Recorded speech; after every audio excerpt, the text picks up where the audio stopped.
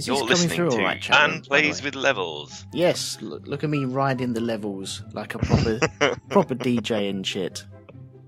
I tell you, it's a good job that we sorted all this out before we went live. Well, yeah, exactly, yeah. Because we don't want people to be listening to this. No, well, really. this is the green room. I still haven't Right, started the right. show, so we're Okay. still in the green room at the moment. Fair we haven't enough. stepped out into the lights yet. Flip it now. I thought you'd known that by now. See, I look, don't know just what peeked. happens. I'm watching the news anyway. You just do your own thing. You got the news on? Yeah, Are we at Hurricane war yet? Maria's doing some things. We're Britain. We're always at war with someone. Yeah. Have we fired nukes? Do we have nukes? Yeah, of course we do. What? Yeah, okay, yeah, of course we do, but do we I have mean, they're them? not ours. Yeah, they're American ones, Okay. but they're in our submarines. You say, yeah, but... Okay. You say, yeah, we have nukes. Are they laying on someone's table somewhere? In Bedford? They are in a Trident submarine, which is somewhere in the ocean currently. We always have one submarine at any one time sailing the ocean. But how many nukes have they on board? Some, Some. yes. More than enough is probably the answer. And if they cannot pick up radio 4 What, the submarine? If the radio... after a certain amount of time, then if the submarine cannot pick up radio 4, then after a certain amount of time, then that is their cue to know that Britain has been destroyed and they are to launch all their missiles at people. Fact. Really? That's true, yep. They have like secret orders of what to do if Britain is destroyed, and one of the things that they look for to see if that's happened is whether they can pick up Radio 4 Today program, I think it is. Oh, brilliant. Brilliant. Oh, we're getting messages in the chat room already. Andy's saying, do we need him to come on to explain the British nuclear deterrent? Yeah, we might actually, yes. Okay, what needs explaining? We have lots of massive missiles that flatten things. That's it. And he says, no, they opened the safe. I am peeking a little bit. Why? Sorry. Why am I saying sorry? Right, that's one thing that pisses me off as well. Or people saying sorry. Yeah. You're in the wrong country for that. I'm starting the show now. Hello, everyone. Okay. Welcome to Shonky Lab. We are Darren-less at the moment. He was supposed to be here at 9 o'clock. He's always late. It's fine. It's a characteristic. It's endearing of him as well. We love him for it. So hopefully he'll be joining us later on. I'll probably get a text message saying, oh, I've just got in, or I'm on the train, or I'm on the bus now. It's all right. We still love him for what he is. So, yeah. I'm Elton. This is Lee. I nearly said Hello. Andy. I'm so used to saying Andy, but no, Andy's in the chat room. It's pretty much the same thing. Yeah, interchangeable. Lego Yeah, blocks. exactly. You're the blue one. He's the red one. It's pretty much the same. Yeah, pretty much. Yeah. We are here to talk about. Well, we're here to moan again. It's been over a year since we did our last episode of Old Men Shout at Clouds. Really? Can you believe that? We said 6 months in between. We did. Does that mean that things have gone really well in that year? Well, I've been feeling better during that year. Well, we're still here, so that's good. We are still here, yeah. We haven't been blown up. No, well, we're waiting for Radio 4 to turn off, apparently. Yes, that is the cue. If you can't pick up Radio 4, you're dead. Oh, Jesus. I need to see that on Google somewhere, that on Wikipedia, or actually written down. It's absolutely true. Okay. I'll take your word for that. I think you're fibbing to me a wee bit anyway. But yeah, we're here to moan, but at the moment we're talking about nuclear missiles, and we were talking about catchphrases as well, weren't we? How the Shonky Lab has influenced loads of other podcasts with its awesome catchphrases. I wouldn't say influenced. What's the word? Infiltrated? Yeah, that would be a better word for it. Yeah. I still want a t-shirt with "to Google" written on it. With the Shonky Lab shared logo on. Yeah, I may have to do that at some point. It's not a bad one. Yeah. What was the other one? Screw Them Losers. Screw. Is it Screw Them Losers? Yeah, Screw Them You Losers. Yeah, okay, that's right. Was there another one? I don't know. It probably is just me going, somewhere. Yeah, that works. Yeah, because that pisses me off as well. What, people going, No, me going, all the time.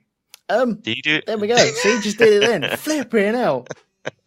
You mean you didn't do that on purpose? Yeah, look, I told you. Look, he's phoning my phone. Right, hang on. Is it Darren? Yeah, shall I put him on loudspeaker? What a dick. Hang on. I'll put him on the speaker. Hello, Darren. Hi there, mate. How you doing? I'm all right. We're live at the moment. You're on the radio. Or radio. Am I actually coming through at the moment? Because I'm not. I'm coming through on my phone, but I was going to try and connect via internet. Yeah, you'll have to come through Skype to talk to everyone. But yeah, Right, okay. you're on the mic at the moment. Give me about 3/4 of a year to work out what my Skype password is. I've only got my phone to do this with, so it makes it a bit rubbish. Yeah, no worries, man. Just send me a message when you're ready. Will do. All right, speak soon. Ta-da. Cheers, pal. There we go. Where do you find these people? I mean, seriously. I honestly don't know. But did we expect anything less? I don't think we did we? So The Shonky Lab has not moved on in a year. yeah. If anything, it's got worse. Yeah, that's right. For anyone downloading this rubbish, you can This normally... is one of the better episodes. Yeah, this is one of the best ones. Yeah, put your cassette tape in and record this one for posterity. Put the paper in the holes if you have to. You know, Yes. if you've taken the bit of plastic out so that you can't record. I always put sellotape over it. People used to put blue tack in them. You know, you're obviously a higher class than me. Yes. With your sellotape. Ooh, Scotch tape la-di-da, sometimes. sellotape. Yes, Mr. Lee Metcalf, you can phone in. That'll be absolutely awesome if you want to. See, it is turning into the All Lees podcast. It is yeah, we were going to have an all Lees, only Lees can phone in. But anyway, but that's what everyone turns into that I'm on. that is Lee's correct. always on now. Right, let me do this little thing first. People listening to the podcast, you can normally catch us live on mixler.com/Rogue2 Media. Hang on, it's all. Is it Mixler.com? Yeah, it is Mixler.com/Rogue2 Media. You can join us in the chat room there. You can also Skype in on the Skype, which is Elton McManus. I think I have to phone Lee now, so I will do that in a second. Give me 1 second, mate. And yeah, you can join us there. You can join in for the chatting. There's loads of people. There's actually loads of people in the chat room. Wow, I wasn't prepared for that. That's You weren't prepared for actual listeners. No, it wasn't. No, it always flummoxes me that people actually do come along and listen to this. So, but yeah, it's got right. I'm going to try and add Mr. Metcalf into this. Are you there, sir? Yeah, I'm here. Hello. Hooray! Hiya. Hello. I just thought, you know, if you're down one black dogger because he's fucking useless, I thought I'd help with the moaning. You But always. that's not really in your skill set, though, Lee. Moaning. No, really, it's kind of a bit of a stretch. I'll be honest. Yeah. With you. No, you're always welcome on, mate. You know that. Thank you very much. I won't hang around for long because I was going to just listen while finishing off my Logan picture. Mm-hmm. So I was just going to jump in and start off, seeing as you have unreliable hosts. I wouldn't say unreliable. It's kind of the norm, so it's more expected. It's not called the Shonky Lab for nothing. Yeah, I know, but he's reliable in his unreliability, I guess. Yeah. Yeah, true. Yeah, True. There you go. So, yeah. Well, that's the first thing. Unreliable fucking hosts. So Lee, do you have some experience of this? You know what? Funny enough, I do. You know, it's really odd. You kind of set up some times, and you kind of check in advance, and you send emails out, and get on a little Facebook hidden messagey thing so you can check that all you guys are ready, everyone's ready, and then about 5 minutes to go, you get a little message going through going, so what time do you want me round then? I just, I just thought I'd throw that out there for a moan. I mean, is there any one particular host that you have this problem with, or is it a general thing? Well, it does tend to be sort of like one or two sort of regular offenders, I think. Right. So right. But, Mr. Owl, obviously. Oh, Mr. Owl's always a bit of a gig. You'll read out something and then it says "and Mr. Owl," and then you hear for an hour Jim sort of trying to wrestle him into. But I mean, he's probably quite reliable considering the amount of rehab clinics that he spends his time in. Well, there is that. I mean, if it's going to be, if you're going to need, if you're going to need that much alcohol in your system just to function in the day, I guess you. and that's just Jim. Yeah, but enough about Jim. But another thing I was going to say, because I noticed this the other day, because someone made an absolute horrific mistake, and I shall name no names because I'm pretty sure they cleared it all up before it happened. Okay. But it's another moan of mine, but it's not really a moan. But it's like, why, if you got a porn site, why on earth do you have buttons that say share? Who's going to sit there knocking one out to Granny and then suddenly go, you know what, I better share this on Facebook? I think they do it just to fuck with you. And clearly someone that I know, and I don't know how many people would know because I don't know about the shared groupings of people, but did exactly that. They clearly had vinegar strokes and hit share. And next thing you know, this thing popped up and it's like, what? And then it vanished as soon as it arrived. It was like, what the fuck the hell is that? Which site put up was it on April Fool's Day or something, so that if you went on there, the page that opened up said like you've shared this on Facebook or something like that? I have no idea. And even if I did, I wouldn't. So I hear. Allegedly. Asking for a friend. Yeah. I'm sure, but it was probably Ollie Peters that told me about it. Just throwing more people under the bus now. Yeah, that's right. When that button came up and it said Wurzel's porn, I just thought, Ollie, come on. There's no need for that. So that's one moan. And another thing I've got is I don't know. I've got a Cineworld card at the moment, and I've been going to a lot of films in short space of time. I'm very jealous of that.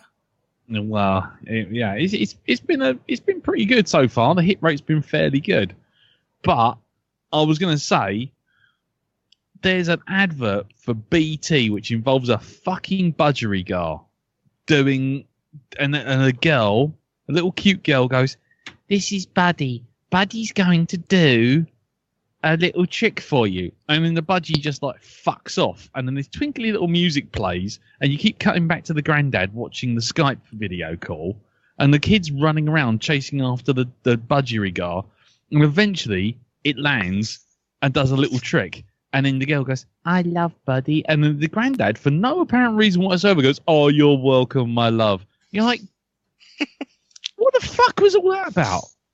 It's just like, fuck Buddy. Fuck him. He's not very well done. And poor old granddad, he's at the last knockings of his life, and he's watching his granddaughter run around after a budgerigar while burning up his data time.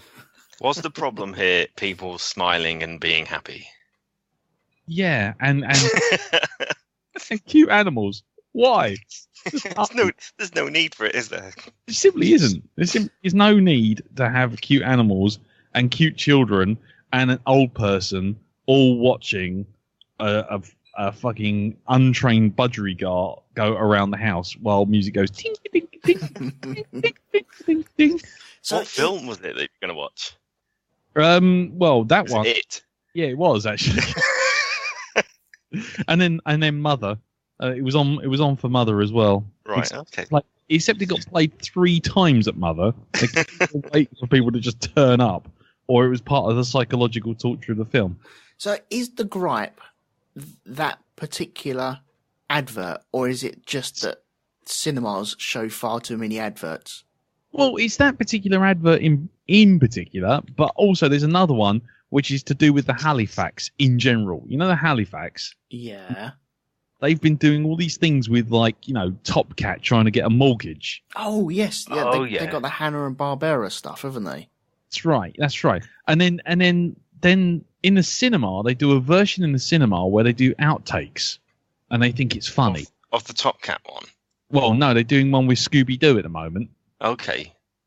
And basically, the Scooby-Doo, he's being chased. Scooby and Shaggy are being chased by a mummy, and then they fall into the Halifax. And then, for no discernible reason, the bank manager says, "Oh well, you can get a bank account, and you can not only have a bank account, but also, you know, you can get money back on your transfers, which means you can buy food." And like Scooby and Shaggy are like, "Oh yeah, that's a really good idea." And then what happens is after that, it cuts to the advert ending, and then it goes black, and then all of a sudden in the cinema version you get outtakes, which is showing you the same scene again, but with a hilarious outtake. But the problem is they filmed a live action bloke in the Halifax, and they obviously didn't have time to film him again. So he's still doing the nodding, which he was doing before to the characters when he's answering one of their questions. So So is it fake outtakes? Yeah, it's fake outtakes. And so firstly, it's fake outtakes, which is shit. Yeah. And secondly, it's an outtake where you can actually see this bloke. He's looking at a ball on a fucking stick, and he's just nodding because the director's going, "Now nod." And he does that. And it looked okay when he's talking to the characters, but when it's all supposed to be going wrong, and you hear all these people going like that, it's like the bloke's still nodding. He's like, "You're using that piece of old footage again, you cheap bastards," and it looks like shit because now Scooby-Doo's fallen off a sofa and the bloke's still nodding. And he's like, "Fuck off!" So yeah, I get a bit wound up with that, and then you have to laugh because it goes Scooby-Dooby-Doo, and I just see my childhood just go up in flames.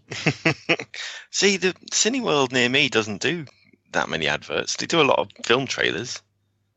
Well, you're Not a many adverts. Yeah. Oh dear, yeah. No, it's all fucking. You go, well, like I say, Mother started at 6:10, and then by at like 7:05, I'm still sitting there looking at adverts for a fucking budgeriggar and a grandparent waiting for the life to leave his eyes while he's using Skype.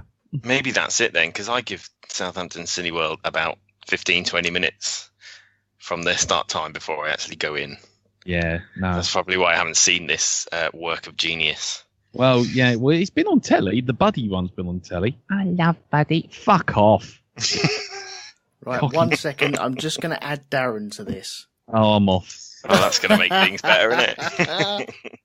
Hang on a minute. Hang on. Can you hear me? Prediction. Hello. Hello. Hello. Hello. Hello. Oh, you're on here as well. No, I'm not. No, you're not. No, you're just a disembodied voice. Not me. I'm not doing anything. I'm moaning about Buddy the Budgeriggar, and then I was going to fuck off. Do you know what about animation and outtakes? Mm-hmm. I can't stand the outtakes that they do in animations. That's because you've got no soul. Because I feel that, okay, if you had time to do outtakes, then didn't you have time to do more of the film? Actually, no, there is a problem with them. You're right, is that they're usually funnier than the film. Yeah. If an animated film needs to have loads of outtakes, that's usually because it was shit and they've just got a load of jokes they couldn't fit in to make it a good film, so they just shoved them on at the end. Yep, that's it. That's the truth right there. Truth. Yep. Because they've run out of ideas. That's why. Yeah, let's have that microphone hilariously fall into shot again. Just like the old films. Oh, good Exactly. lord. It just doesn't mean anything. It's just dumb and stupid. And no, you should have put that effort into the film that was crap that I just sat through and watched. Yeah, you're talking about the Emoji Movie again, aren't you? Oh, for fuck's sake. Did you see that? I did, yes, and I still Have you haven't all seen seen it? Dunkirk. My God. Fuck off. See, that's another thing to moan about. What, Dunkirk? Yeah. Why? How can you moan about it? It's fine. Well, no, it's not Dunkirk I'm moaning about. It's when it's just people who haven't seen shit suddenly leaping up and declaring something that's crap, like a work of masterwork. It's the best thing ever.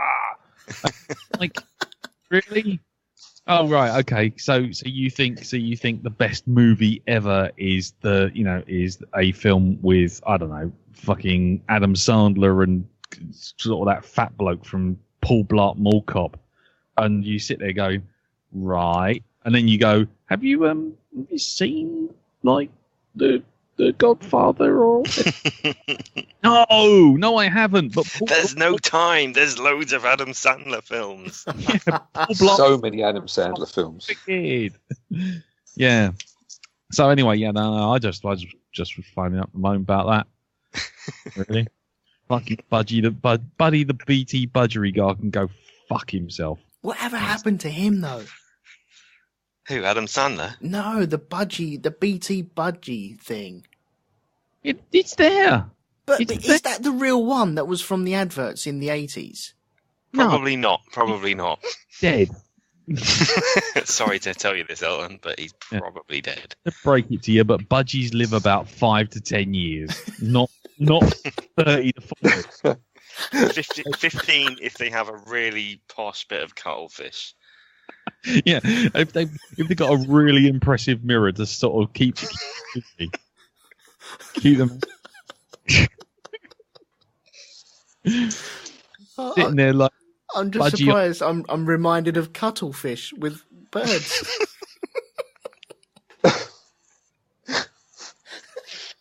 So there you go.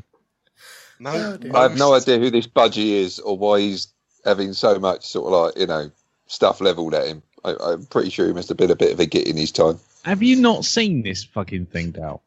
You've not seen What's it? that? The BT advert with the blue budgie. It's going to be on a fucking little roller skate, and there's this poor old sod living in his last days in some sort of like care home, and then he's on Skype, and his granddaughter has got an iPad, and basically following this budgie as it does a runner out the window, and then I've not seen that.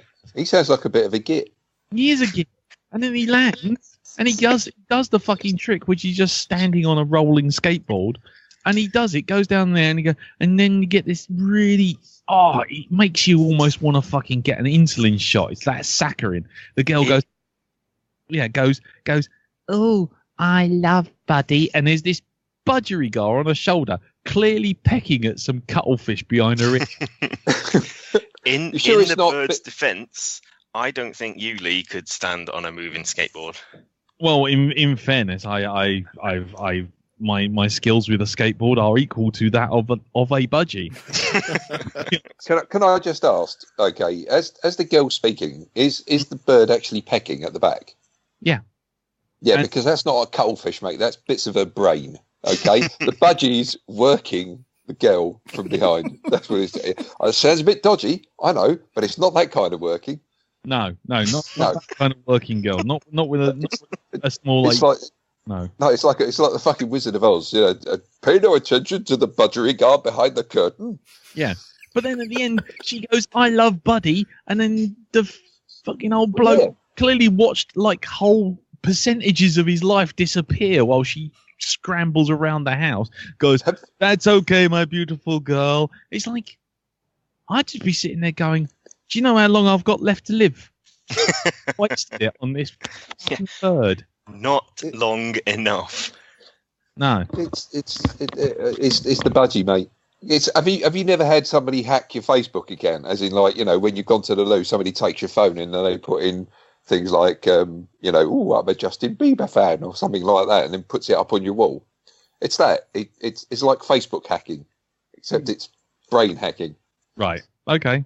Well, So it's the budgery guard saying, "I love Buddy." It's like, yeah, that's right. It's like Hypnotoad. yeah. Frog Stomper's saying, "Can't wait for me to have grandkids." I can, but the Patreon hopefully will be up and running by then. I can pay for them. Yeah, send them to school. Yeah.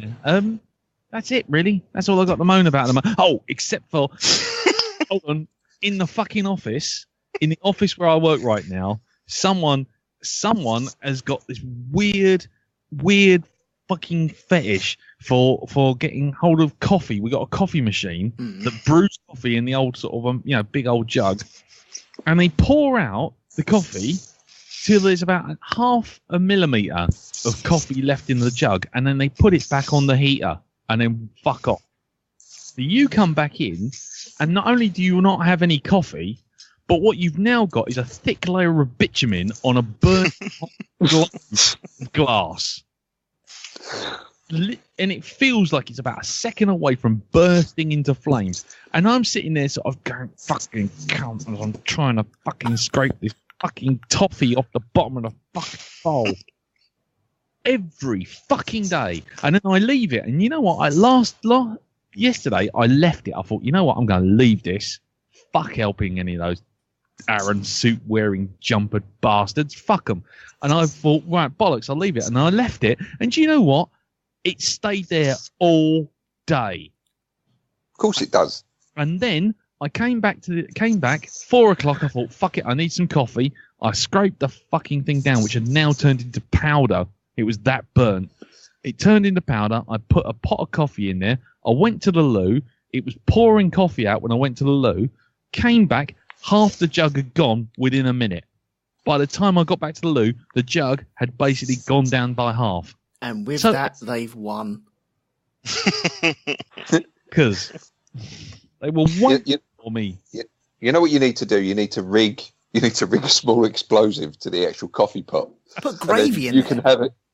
You can, you can shit yourself laughing when you hear the small explosion from the kitchen and the cries of pain. Oh. And the entire of central London being shut down. Yeah. Yeah, as the police kick the door in. But you've got a perfect excuse that you'll defend. Down. Yeah. Yes, miss, put the coffee down. Put it down. Don't let the granules burn. I've had the same sort of experience, right? Okay, now I like to eat porridge in the morning. So I put enough water in the kettle to boil up to make me porridge. I kick it off, fuck off, come back, and I've got 2 millimeters of water left in the kettle because some fuckers come along and made a cup of tea for him and the rest of the people in the fucking office, and they haven't filled the kettle up again. Yep, that's it. Cheeky fucks. Yep. Deacon Duck's in the chat and he says, to cheer everyone up, did you know that Alien Covenant's on DVD and it costs a flipping tenner? Oh, well, thanks for that. Yeah. Thanks. I'm like, for £10, I'm going to buy 2. Yeah, thanks. Fuck you very much, Duck. And obviously, you can go right beside your Adam Sandler collection that you've got in.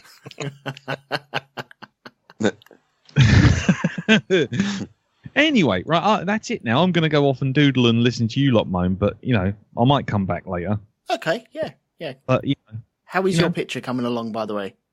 I've done his ear. His ear is finished. Yep. Whose ear? Whose ear? Logan's. I am. Oh, right, okay. Yeah, and I'm gonna start on some rain now and some forestry stuff as well. Ooh. Good stuff. So then, I just wanted to do that. But like I say, seeing as the first moan was like unreliable, podcast hosts, I thought Really? Yeah. I had one or two things to say. I couldn't. I just. I bet you did. Yeah. They were talking about Jim, Darren. Yeah, I bet they were. Yeah. It's always Jim. Yeah, it's always Jim. It's always Jim. Fucking. And there's that other shady bloke as well we got on the Black Dog. I can't remember his name there, but yeah. What, Lee? Yeah, fuck him. Yeah, fuck I'm him. just ducking down. Fuck that Meglav bloke. I wouldn't trust him. Anyway, right, that's it for me. Okay, have And now I've covered for that dodgy bloke who hasn't turned up, and hopefully his internet isn't going to get eaten by a cat. We'll be off. Yeah, the cat may have to put the internet down later on. We never know. We shall soon see, though, I'm sure. Yeah. Well, I've killed 30 minutes of your podcast. I'm off now. Okay. See you, mate. Killed. Cheers. Bye. Bye. There we go. He's gone. Lee Medcalf. Yay! Mr. Happy of free. Bromley. Hello, Darren. Yes. Hello. You How all right, mate? doing? I'm fine now. So what was... Have you got any gripes getting home, then? Because... Have I got any gripes getting home? Were you late for any reason, or is it just the natural Darren fashion? No, it's not a natural Darren fashion. There was a mate of mine whose birthday it was. I had to go and drop his present off to him. So I stayed for a couple. Inconsiderate bastard. I know I am, aren't I? Oh, So him? I had, him, yes. Fuck it. How dare he be born on a certain day? I dropped his present off, had a couple of cokes, and then came out to go home. Cool. So you're there we doing go. this on your phone? I'm doing this on my phone. How's it sounding? Is it sounding all right? Yeah, it sounds fine. Not a problem. Whereabouts Excellent in the stuff. house I'm hooked are up you? to the Wi-Fi. I'm in the living room. I'm about 5 foot away from the actual the router. So Excellent. I'm doing this over Wi-Fi at the moment, so it's not a wired connection or anything. Yeah. So this is Skype on my phone. So I like this. This is great. It works lovely. It sounds good, mate. It sounds good. We haven't really done much. We've had Lee filling in for you, and then that was it, really. That's all. Yeah. Yeah. Lee, have you had any gripes yet? I don't think you've done anything. No, we're here to have a no, proper not moan really. because we did this a year ago, and we're supposed to do the second part sooner than this. So here we are, ready to have a good old gripe. But we wanted Did to we- give did- Darren more time to collect moans. Yeah. Did we actually have a moan last year, or did we find it was actually we started agreeing on stuff? I think we were too happy, weren't we? So I remember now. We started off that way, Yeah. and then it So- soon snowballed into moaning about everything. It certainly does. It certainly does. Yes. Yeah. Or it certainly did. I should say, diddly do. There you go. Right. So moaning, griping about stuff. Yeah. Yeah. Okay. First one. Because I can almost hear you first one. rolling up your sleeves. Yeah, I can hear the Yeah. paper as it unfurls onto the floor. The list Oh. of stuff he's got to moan about. It's a fashion thing again, right? Oh, I it's Milan Fashion Week. Yeah. I don't give a toss. Google told me this. Why did Google tell me this? I have no interest in Milan Fashion Week whatsoever, and getting a notification on my phone saying, "Hey, it's Milan Fashion Week." Fuck off, Google. Fashion, yeah. No, this is Anyway. it's about a guy that gets on my train in the morning, right? No matter how dark it is, he's always wearing fucking sunglasses. Every fucking time. Does he have a well trimmed and looked after beard?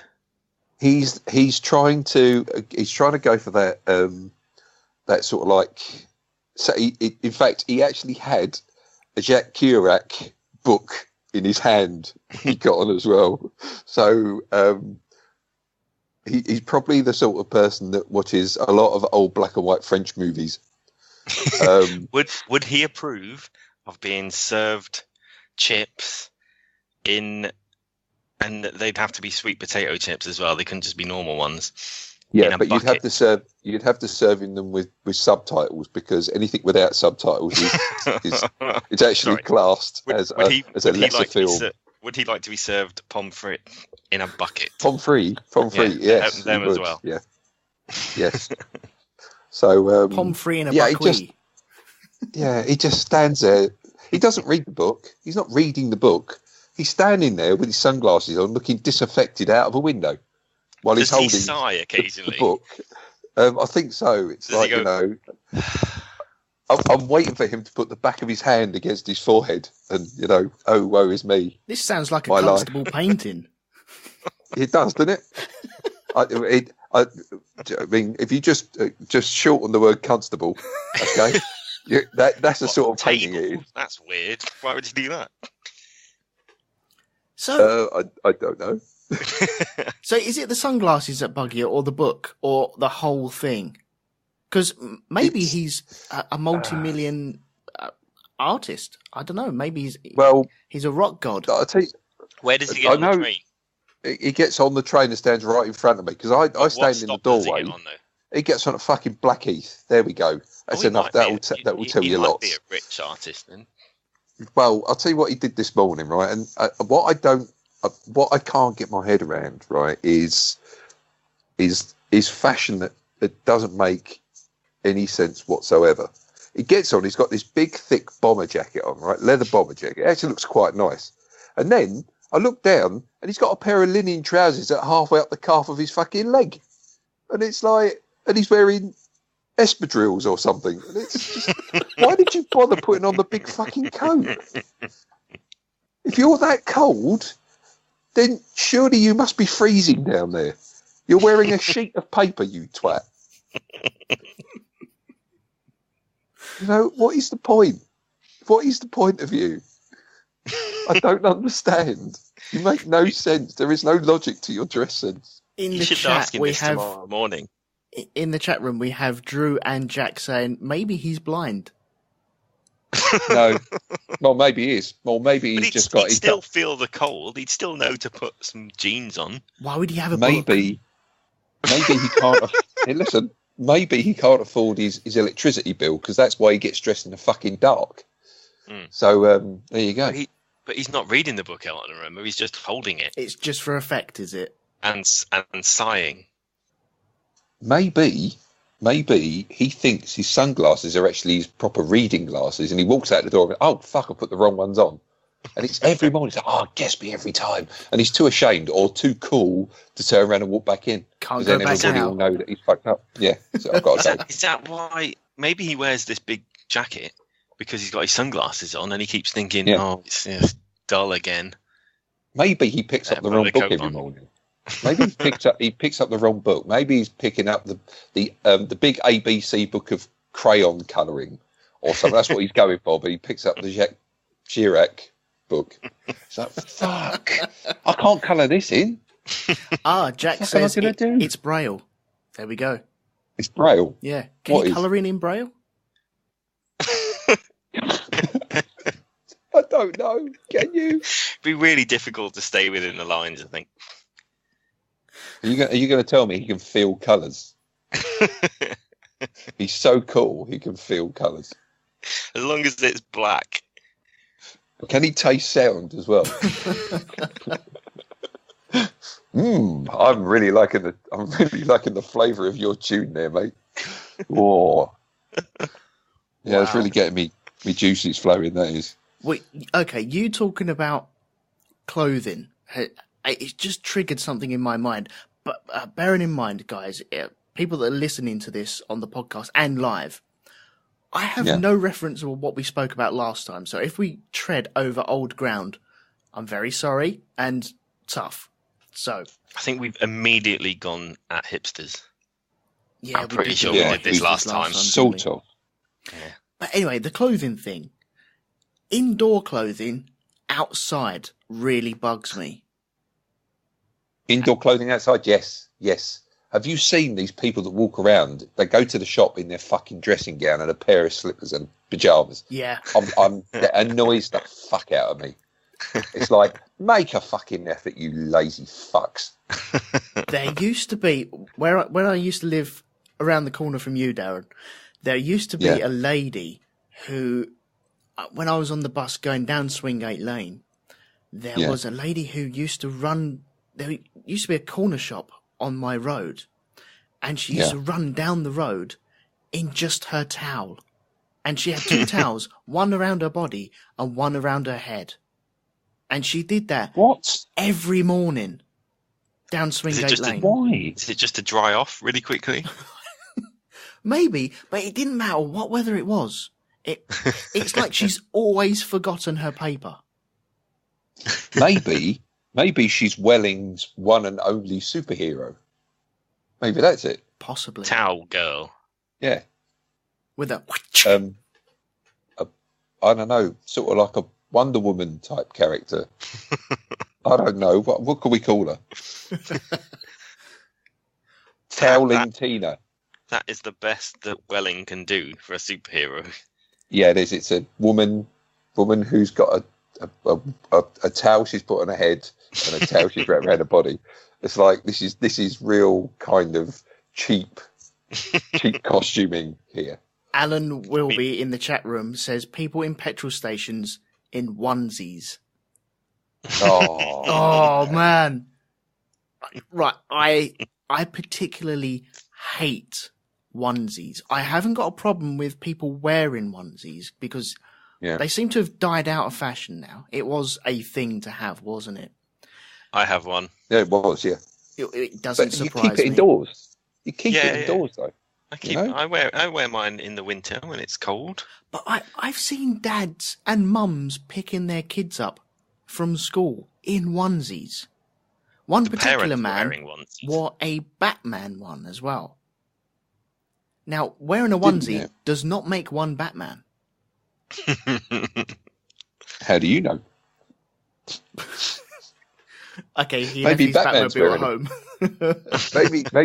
maybe Batman's wearing a big onesie. Have you ever thought of that? Maybe it's not like a intricately stitched costume. Maybe it is just a fucking $8.99 Primark onesie that he's got on. It's just the fact. But is this Welling Batman? No, this isn't Batman. No, this is Woolwich Batman. There's a Primark in Woolwich or Bexley Heath Batman. But it's just the fact that people actually think that that's acceptable to walk out their front door either in their slippers, which people in supermarkets with slippers on. What the hell is that about? I know. That I don't know. It is a thing of joy to see.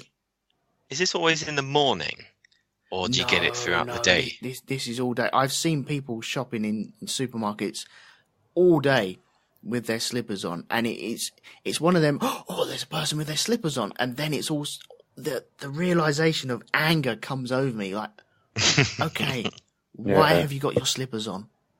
Did you drive in your slippers to get here? I don't understand. I just want to tell him to make a fucking effort. To just make a fucking effort. Yeah. But if you're only going across the road for a pint of milk, does it matter? Yes. Yeah, it does. Yeah, it does. I would never go down the shop in a fucking pair of pajamas. Right, the shop it's like about a minute walk from my front door. Right, I would never walk out the front door to go to the shop in my fucking pajamas. The only time I'd walk out the front door in my pajamas is A, my fucking flat's on fire, or 2, I'm just taking the rubbish out to the bins, and that's it. That's taking the only rubbish time. out, I can deal with. That's all right, because you're that's not a still problem. on your property. That's correct. You are. Once you venture over that threshold of from property to public highway, then no. Yeah, that's it. That's wrong. That is wrong. The frog stomper right, says Elton. that she's been to the shops with her slippers on, but it was an accident. Was it? What? Did she trip over and fall into the slippers? Yeah. Is that what it is? Oops. How can it be an accident? That's crazy. Ask her. Find out. How was it an accident? Come on. Pray tell. Yeah, come on. We'll wait. Yeah. Oh, no, we are indeed waiting. But yeah, no pressure. I've seen people in the supermarkets, and yeah, it befuddles me. And yeah, so indoor clothing outdoors is a wrong 'un as far as I'm concerned. Yeah, it is. It is a big wrong 'un. Yeah, Lee, have you got anything that you'd like to add to this? What to the subject of clothing outdoors? Yeah, you seem like indoor the man clothing that would outdoors. Do it. Why do I seem like the man that would do it? I imagine that you've been in a dressing gown outside at some point. No, sorry. No. The closest I've done is like if I've got some shorts that I use for like running and things that I've just picked up off the floor and gone out to the shop around the corner. But actual onesies and stuff like that. No. You've got to wear outdoor clothes. Right. Sorry to disappoint you. No, that's fine. It's fine. But we're watching you, Lee. We're watching you. I can believe that. Yep. Do we have an answer yet as to how you accidentally wear slippers outside? Yes, I only realised that I was wearing my slippers whilst I was in the shop. That is a distinct lack of class. And an answer, really. How the hell did you get across your door with your slippers on? Yeah, some people. I know, some people. Let's just end that sentence there. Some people. I was trying all day to think about what have I got to moan about, but the way things have gone since the last time we did this episode is it all just boils down to other people. As in the general it public. Does. And I just can't figure out what specifically it is now. It's just the amount of idiocy that you see daily. It is, and it's oh, here we go. I'm going to start getting serious now. I've got the whole fucking X Factor speech queued up. It's society getting dumber, and getting lazier. Right, I'll tell you for what. Definitely lazier. It's getting lazier, and it's people's. Well, I'm not saying everybody's lazy. I'm not saying everybody. There are people out there who don't have really cool aspirations to do stuff. Right, but there's a growing trend now where a lot of people want to take the easy way out, the really easy way out, and they look at things like X Factor, right, as a way of maybe getting themselves out of their situation. Unlike some people that will actually go for a trade or go for a skill, a proper skill, rather than making a tit of themselves on some fucking program for 18 weeks on ITV. It's always ITV. Yeah, it's always ITV. But it's that providing that easy way out, and it's a dumbing down. I think it's a dumbing down of society. So is Simon Cowell to blame for a lot of this then? Simon Cowell's a very clever man. Yeah, he really is. This is why he's made so much money. He's thought of this idea. I mean, I've watched the X Factor before, and I can see when those special acts. I've seen like the videos on YouTube when it says, "Oh, this man walked on stage looking like a banana, but he sang and he sounded like an angel." It's you see that suddenly the pound signs come up in his eyes. You can always see it's that one look that Simon Cowell always gives. You can see he's working out the financial aspects of this person who's just walked up on stage. How much can I make out of him? It's always the same. But he also he also makes money out of the other side of things when you have. Yes.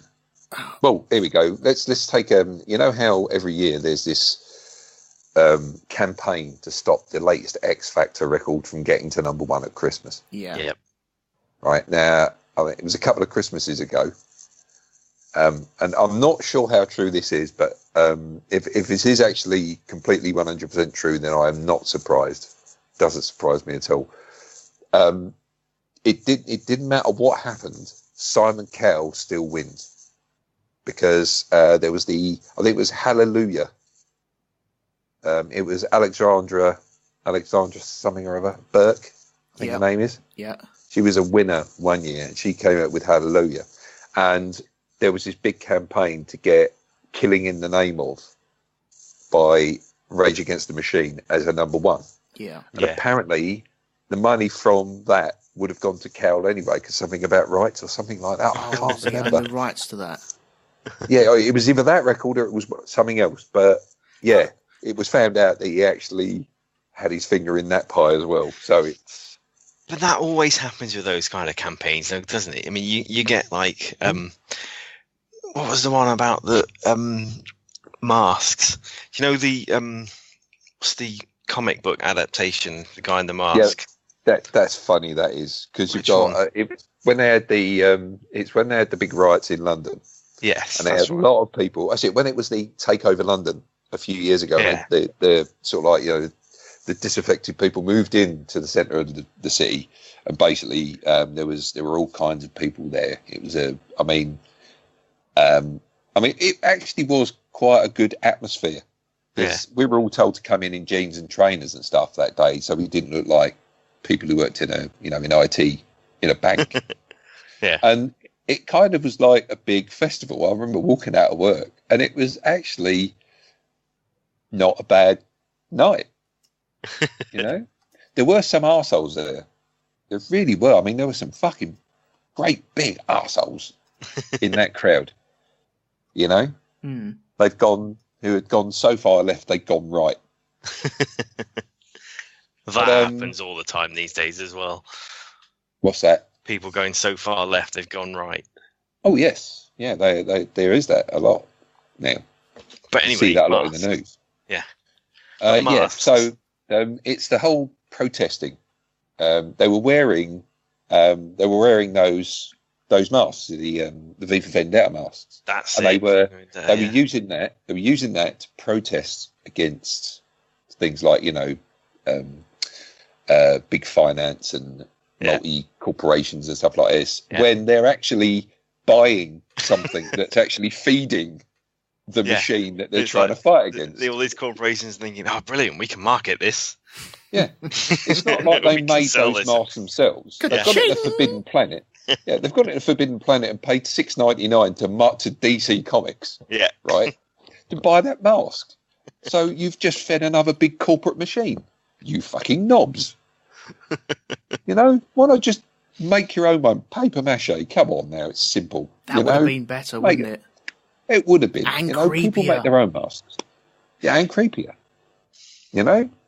So. But nobody wants to actually protest against things these days. They just want that quick fix. They just want to press like on a Facebook page to some necessarily. statement. I went to a protest myself a couple of years ago. Oh, it was last year actually. I was stood outside Parliament with everyone else. I mean, I've not really been on any protest marches or anything like this. Did you have a sign that said "down with this sort of thing"? I did do, yeah. It was something along those lines. But it was careful now, yeah. Exactly. It was to protest against Trump coming over to the UK and being treated. I think it was being treated to a state visit, which is only given to certain individuals. Mm. And really, he didn't deserve it because he'd done nothing. Mm. So. So yeah, that's why I went there, to protest against that. And I stood out with everyone else, and there were lots of speakers, and it was actually, again, a good night. Very peaceful. Everybody left. Nobody got hurt. And you had your V for Vendetta mask on? No, I didn't. I was stood there in my work clothes, holding this placard. So because they had loads of free placards. I just picked one up. I like that. I didn't look. Yeah, I just waved it. And then I looked at it at the end. It said, the end is nigh." It's like, fuck, I picked up the wrong one. And the placard makers rejoiced. And they certainly did. Yeah, the corporate machine, the placard makers, was on the roll again. There's that film. Have you seen that film Flood? I think it is, where a massive tidal wave or lots of water end up in London and flooding all of London. And suddenly everyone is out on the rooftops of London with placards saying, "Save me and help me." And you think, did you come to work with that placard just in case? Or did you find that stuff? A government ruling in 2006 made it mandatory that every new building in London has to have a rooftop supply of wood, poster paint, and nails and hammers, so that you can make those. It's true. It's the same with from the same book of facts as the thing about the submarines and Radio 4. Brilliant. Right, I'm going to moan about Uber drivers, or not Uber drivers, but the Uber cab that I had to get in. So you're not moaning about Uber. just this one specific example? I think this is my second time in an Uber cab, and it's not like I'm getting into a special cab at all. It's just another car. But this journey was from the shindig that we had for the Black Dog 2 weeks ago now. Or the can. Yeah. Or the can, yeah. Driving in. Yeah. Spelling mistake, mate. Spelling mistake. Although it's infinitely more funnier than cab. But I jumped in a cab, and I didn't realise this until we'd already got into the cab, and we was picking up strangers on the way. Which was it's partial. It's the one where it makes the journey cheaper. Is this a new thing, or has this been going around for a little bit, quite some time? No, it's always been. It's an option. Oh, is it? It's an option. We can add extra people in. Is it like a topping? Yeah. Is it honestly an option? So you can. It's a checkbox, Yeah. Is it?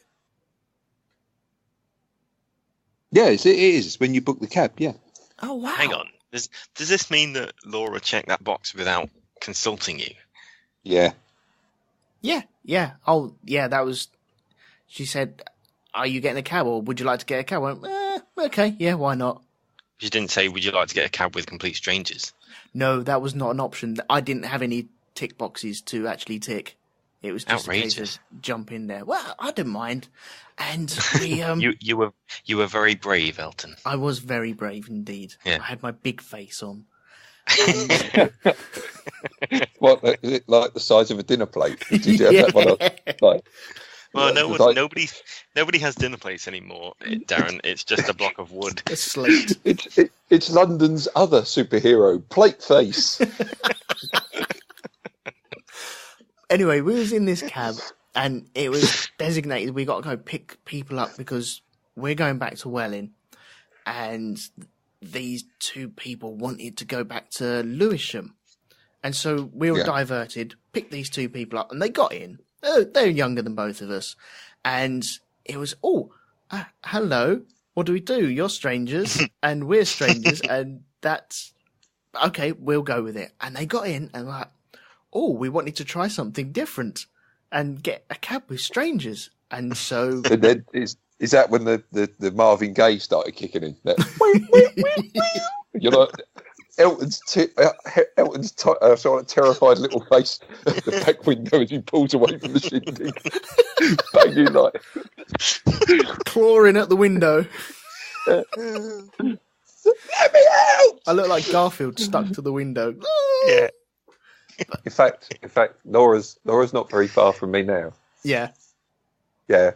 I'll tell her you're telling the story about the can. Well, Laura being Laura, she tried to speak to these people. And it's a God-given right to do that as well.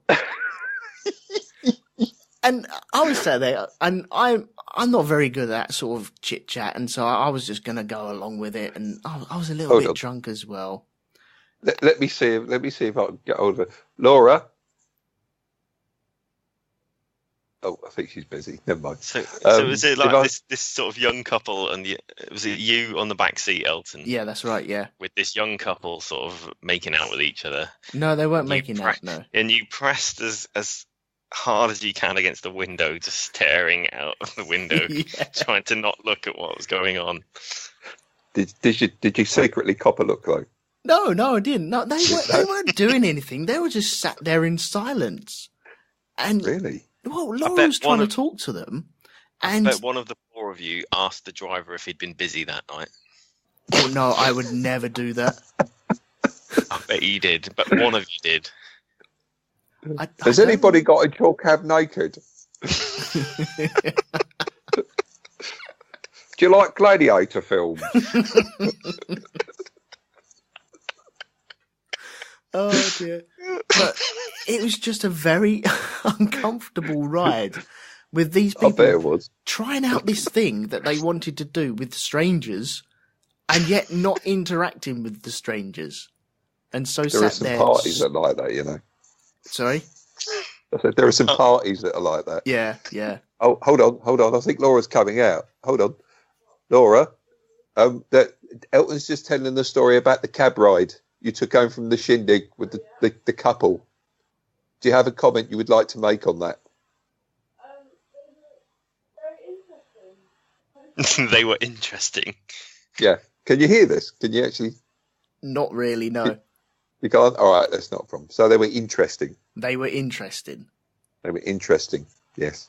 Is that inverted commas, interesting? No, it's a genuine, they were interesting. Oh, that was sarcastic, right? Oh, it was sarcastic. Hold on.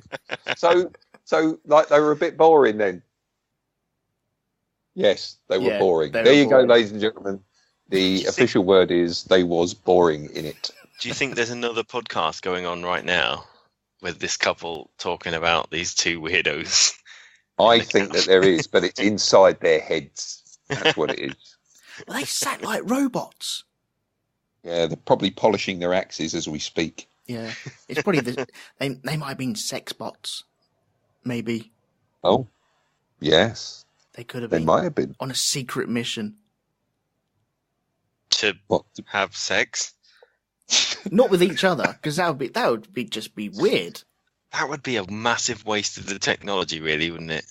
Yeah, no, to have sex with white goods. So we're going to find a fridge to molest. It's like when you buy a computer game and then just let it play itself. Just sit there watching it. Although, to be honest, there's probably people that would enjoy that. I don't know. You sound like you're a man of experience. I don't know. You sound like you wandered around. You sound like you wandered around arcades as a young teen and just pretended that you were playing the demo mode. Yeah. Look at me, I'm really good. And it's just flashing insert coin constantly. Yeah, and then you're like, look, watch me. And then the scoreboard comes up and just rolls through. Yeah, I didn't want to play anyway. That's me at the top. I totally just got that. Yeah. I was cool. My mum said I was special. You are special, Lee. You're very special. Thanks. That's all right. It's not a problem. Oh, he's happy because he's special. Yeah. I'm on the shonky lap. I'm special. Cheers, mate. Cheers. Darren, have you got anything else, like another one of your lists? Have I got something on the on my list? Yeah. Let's have a quick think now. What? Yeah. Maybe just go to the filing cabinet. Yeah. Something that's been annoying me recently, and I think this is a recent trend. It's on the trains, right? Pull in to a station. Say like I go to Grove Park or I go to Cannon Street, and it takes the driver, the train has stopped and it's sat there at the station, and it takes him 30 seconds to press the door release. We're all standing there, all crowded up against the door waiting to go, and it's just like, the fuck are you doing? Just the fucking train stopped moving. Just press the fucking button. It's not going anywhere. And the worst part of that is when you're at the front, so there's loads of people behind you, and it's like, it is my responsibility to get all you people off this train. And you're staring at the button, and it's not lighting up. You're like, come on. Do I lift my hand? Do I put my hand on the button and wait for it to turn on? Or do I leave it where it is and then only move towards it when it lights up? But then if you do that, someone behind you, they might think it's their responsibility to press the button. It's an absolute minefield. It is. It's Do you know what? I might not go outside tomorrow. You're actually gonna go outside tomorrow? No, I might not. It's too scary. It's too much of a pain. There's other people out there. Yeah, there are. I mean, you don't really get mixed up with them. No, you really don't. Because other people are shit. Correct. So, yeah. But you were saying trains, doors. Trains, doors. Yeah, no, it's that. It's this whole thing of why are you taking so long to press a release? Yeah. What's the big problem? What's the big deal? People got to get to work. Have you seen at some train tube stations, I don't know if they're putting it throughout the whole network or not, but they've painted green markings for where the doors will be. So the tube train will pull up, and it's always a fun game to see if you can stand in front of the door. The train will stop with the door in front of you. And yet they've taken away that game now by putting green markings on some of the tube stations. So everyone knows where the door's going to be now. There must be no enjoyment to be had in commuting in London whatsoever. Well, I think it's an actual necessity that all the joy is taken out of travel. Absolutely. It's law somewhere, I think. Somebody has realised that you, Elton, were having some enjoyment from occasionally being in the right place where the door arrived, and that surprise and that game. So now they've gone, do you know what? We can't have this. Similar to how they took away using actual money on the bus. So that now you've got to use... Yeah, exactly. So now you've got to use your contactless card. Once they ruin that for you, they've moved on to the door game and said, nope, you're going to know exactly where it is. People have been travelling on the tube for years and years, and they know where to stand. And all the tourists that come along and don't know where to stand, they're caught out. And so the people that are normally using these tube trains have the upper edge on them, which I think, because they are, let's say, Londoners, they should have that upper edge. And painting green markings, the doors will stop here, that just destroys all of that knowledge straight away. And so everyone has a fair playing ground, which, in my eyes, is not fair. That's just... So you're saying it's like... Sorry, go on. You don't want it to be fair. Well, some people want it to be. I don't think that should be fair. You've earned the right to know where that door will be. Yeah. Through decades of misery and suffering. Yes.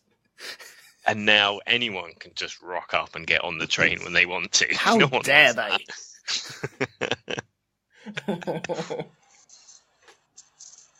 Yeah. Oh, talking about moaning, Theresa May's on the TV. Oh, sorry, are we keeping you from something? Yeah. No, it's just another load of shit, isn't it? Have they fired the nukes yet? Rubbish. No, we're good for that. We're good for that. Right. Yeah, we're fine. We might be able to get another Christmas in. Although I'm going on holiday next week, so I suspect it will happen this weekend. All right, where are you going? Spain, to some little Britain. Right, okay. So the kind of place that has a Burger King and doesn't have any of Spain in it. It's got an Irish pub in there as well, yeah. Oh, yes, actually. Yeah. I mean, to be honest, I'm looking forward to it because it's not going to be pissing it down. But that's not what this show is about, is it? No. It's going to be rubbish. It's going to be full of British people. Yeah. That's not what you go abroad for. What is the point of going to somewhere? Because I know there are some people who won't go to another country unless it's got like a British pub in it and, fish and chip shop. Yeah. Like, what is the fucking point of that? Come on, Lee, what's the point of that? Fucking heathens. Yeah. Well, it's not raining. It's going to be warm. I can just sit there in the warm. Yeah, and but not don't you be go at out work. for paella? Yeah, don't you go out to experience other cultures? When you go abroad, Right. it's like you go out to experience other cultures. It's like you don't go down to Tesco's and expect to find Sainsbury's produce in there, do you? You go and you go to Tesco's to buy Tesco's stuff. I was going to say that as well as that, I'm going to France this weekend, and then remembered that I'm going to France to go to Cannes to see the history of the British invasion in the Second World War. So I'm just going to see more British history. So. Yes. Are you taking a big tin of pink paint? You're just going to paint all of Europe pink again? Sure, why not? Well, Yeah. Europe wasn't that pink, was it? I've Gibraltar. That was it, pretty much. Right. There we go. There's my history lesson. Thank you very much.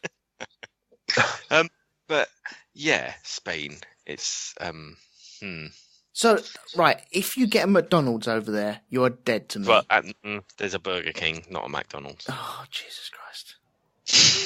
I've already been on Street View and having a look. I know where it is. It's fine.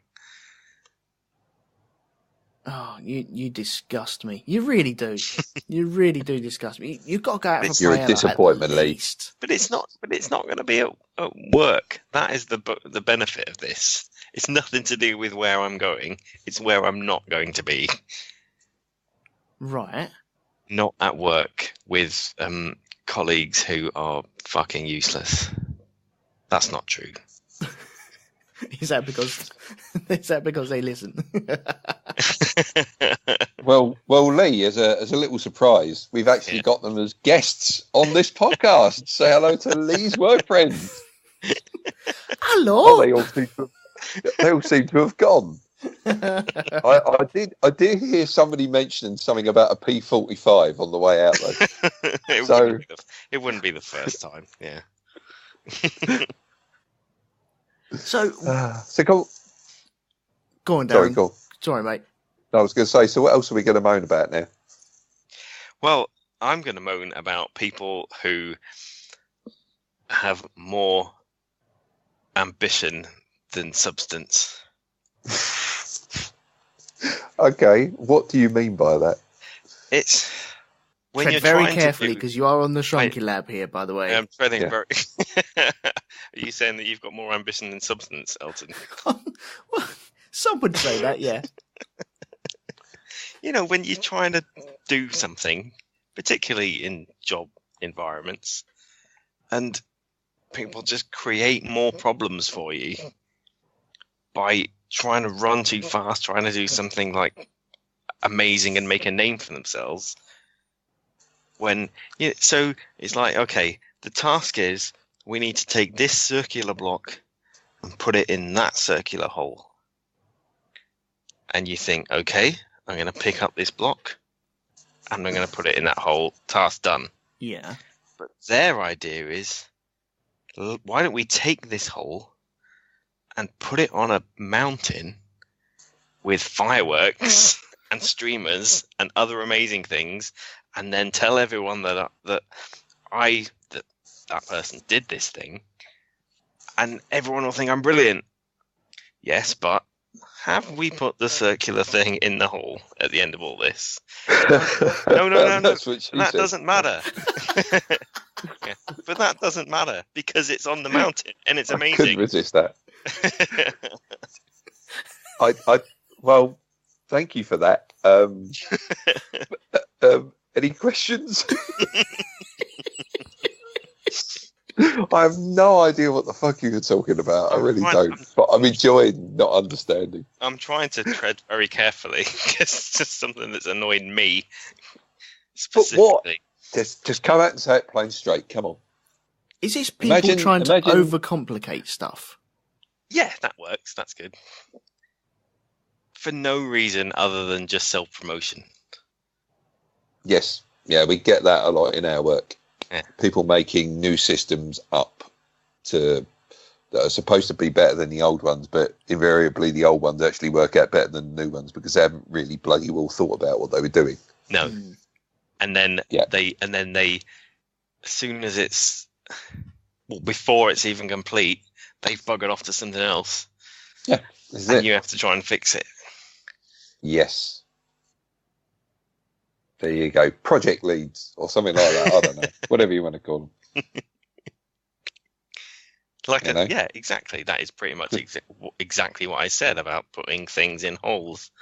Yes. I can't believe you didn't follow that, Darren. No, I did. Elton, I said that. People who can't follow simple explanations just annoy the life out of me. Can I say Jobsworths instead then? Yes. I think that's something a bit different. Yeah. Okay. But yes, you can say it. Yeah. Because they really do my head in for many reasons, because I'll turn up a building and I'll know the protocol of either signing in, getting a pass, going downstairs, getting signed in downstairs. Nowadays, you have to sign in about 3-4 times into buildings. And Yes. I get it. And because every section has to have notification of you being on site. Okay, fine. But then you have the job's worth that before you even get downstairs to sign in and do all that other stuff, you'll walk in, and because it's their second day at the job, they're reading from the script that they've been given, and no, you can't have a pass until you've filled out the paperwork, which is downstairs. Okay, can I have the pass to get me downstairs? No, we needed to bring a man up to chaperone you downstairs to get the paperwork signed so you can come back up and get the pass. But to get the man, what you've got to do is you've got to pick up a B129 form from the office over on the other side of the campus. But you can't do that because you've got to organise a pass to get on the minibus that you'll need to travel on to get through the security gate. But to get that pass, you've got to get the other pass, which allows you to get the pass that you really need for the bus. You are spot on with that. I am. It's Kafka. That's basically it. There's I think there's a story by Kafka that's all about that kind of thing. His stories were all about, a good few of them were about things like bureaucracy. There's a very famous one about a man who gets accused of a crime and he doesn't know what it is he's being accused of. And in the end, he gets let go anyway, but he goes through all this shit just to go through that, just to be let free anyway. They just let him go. Yeah. But so yes, there is that. He wrote some very strange stories as well. He wrote one about a bloke who turns into a giant cockroach. They made a film out of it as well. It's very, very weird. Very weird. But there you go. Andy in the chat room says that fucking Jobsworths are the reason why Amber is still stuck in the US. Damn right. That man's got a reason to hate fucking Jobsworth with a vengeance.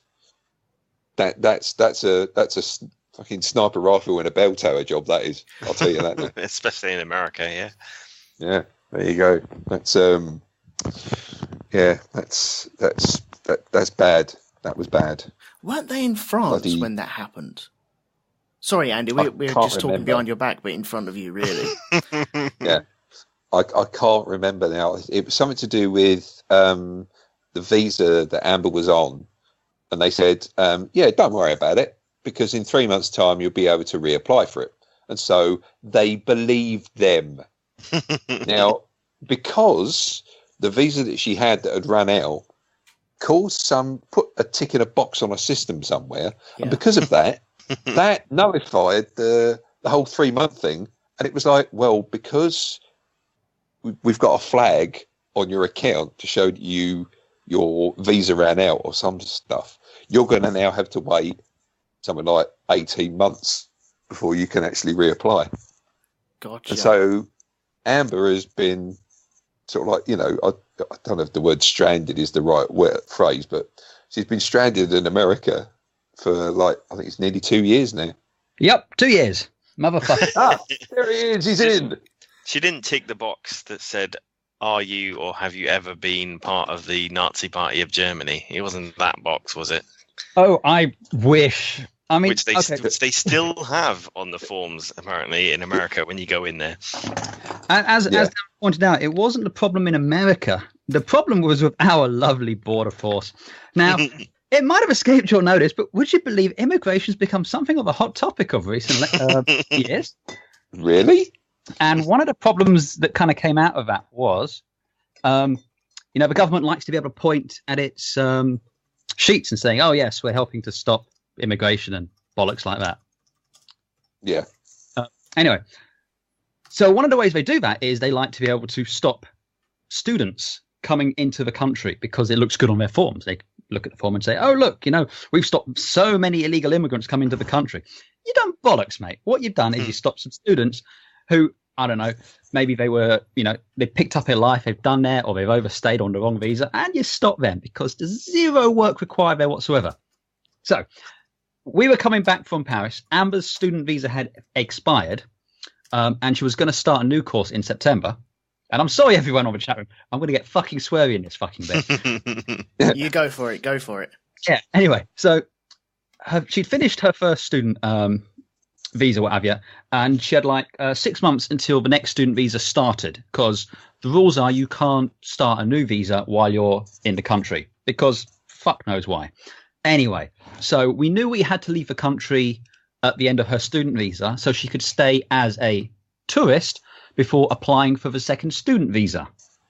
So we left the country, as was required, went to come back in, and the fucking job's worth right on the thing was like, all right, it says here that you've been working. And I was like, well, yeah, I was a student. And I go, yeah, it says here you work past the end of your student visa. Well, yeah, but I was allowed to do that until the point I had to leave the country. I don't know about this. It says you want to stay until September. Well, yes, I've been accepted into a university. Here is my paperwork saying I've been accepted. Here is the fucking form saying I have the money to pay for the university. Here is my boyfriend who is saying I have accommodation, so I'm not going to be a drain on the fucking state for the next 6 months or need a job or anything like that. Can I please enter the country? Going to have to go speak to my boss. 5 hours later, and not a small amount of emotional distress, we're told, no, you can't come in now. But it's okay. Don't worry. All we're saying is you can't come in for the next 6 months. You can come back in September. That's fine. So quite irate, quite pissed off, but okay, fine. Got Amber a flight back to the US. Off she went. Fine. Roll around to September. Got all the paperwork done. Got our all the money and everything like that all sorted, that sort of thing. Went to apply. Denied entry. Why were we denied entry? Because we'd previously been denied entry, and you can't come back into the country for a year once you've been denied entry, which little Miss fucking Jobsworth declined to mention at the fucking time. Fucking up that bit. Effectively fucking up any chance of getting another student visa, because now she's been denied entry and she's fucking been denied a visa. Fucking pisses the fuck off, all because one fucking Jobsworth sitting in fucking Paris. So, you know what? Yeah, I've got a quota to meet this month, so I'm going to make sure I fucking tick that fucking box. Fucking cunts. The loss. Fucking what a force, I'll tell you, man. Pieces of fucking shit. They don't do their fucking work. They don't do any fucking work because it's far easier to sit in their fucking little booths in Paris or thing and just turn away American, Australian, Kiwi, South African students and anything like that, rather than doing any fucking proper to deal with the issue. No, it's easy just like, no, you can't fucking come in. You piss me off. So you're not happy with them then? Fuck you, that. You're not usually that astutely, but you picked up on that one. We also have Jack Woodgate joining us as well. Hello. Hello. Hello. Can you hear me? Hello, Jack. Hello, Jack. I've got a story about chuggers. Oh my fucking god. Oh, don't you love them? John Bags. Well, not specifically chuggers. A friend of mine called Danny. Now, I've had the permission to use this story off him. I was going to use it for the last Shout at Clouds. Danny is a big fella. He's well over 6 foot tall. He's size 16, 17 shoe. And he's a hefty fella. Now, he's out in Burton, and he gets stopped by a Weight Watchers rep, who starts asking him how many times does he go to McDonald's? What? Yeah. And then asks him to open his jacket so she may see his belly. What? There's no, you can't do that. No, I mean, it's shocking. It's just rude more than anything else. Well, that's it. That's his story. But like chuggers do me head in all the time because you do feel guilty about not. I mean, charity is a good thing to do. I mean, but yeah, but you can just say to Market Street in the centre of Manchester. I think they've banned them from there now. But at one time, you couldn't walk 10 metres without being accosted by 17 of them. But you just had to say to them, okay, what charity are you from? Yeah, I'll give the money direct to them, rather than go through all this nonsense. Tracy in the chat room says, Jack, is your mate Hagrid? He's a very Hagrid-like fella. He described himself as a Hagrid. You wouldn't be able to push him over with size 17 shoes, would you? No, he's I mean, he's a gentle giant, you know. If it'd been me, if it'd been me and they'd been that size, I'd just pick him up and throw him away. But he's a lovely bloke, and he wouldn't hurt a fly. But this horrible little woman, who in my mind when I think about this story, I imagine her as Dolores Claiborne or the Marjorie Dawes from Little Britain. Little officious little woman going, yeah. Excuse me, can I see your belly, please? How many McDonald's do you eat? Me. So, yeah. It's just that idea of people losing any humanity just to make a tiny little, dollar for themselves. And they'll go to any lengths just to humiliate other people. Mm-hmm. Yeah, dance for me, monkey. Ridiculous, yeah. That goes back to what we were saying before. Other people. It's always other people. Oh, Always other people, man. Yeah, the general public are just scumbags sometimes, aren't they? Yep. They're a shower of shite. That's what they are. Yeah. Bloody peasants. Now we see the violence inheriting the system. I cannot stand. How did we get into a situation where we need chuggers in the first place? How did that happen? Do you know what? Where that's concerned, right? Joggers. Little bit of an incident with fucking runners. Yeah, I know. What is it? Today along busy streets, right? Okay, this one bloke, he's in his fucking tracksuit and he's running along. Right, so everybody else is just trying to get home, and it's like, look, mate, this isn't your personal fucking running track. And he was the one that got upset. He was like, he was the one that got annoyed because people were actually using the pavement for the purpose with which it had been designed, which is to fucking walk on, right? It hasn't got lanes printed on it, right? It's not got any fucking starting blocks or any shit like that. But no, apparently, because we were all walking in the correct manner, apparently that was annoying to him. It's like, he rolled his eyes at us.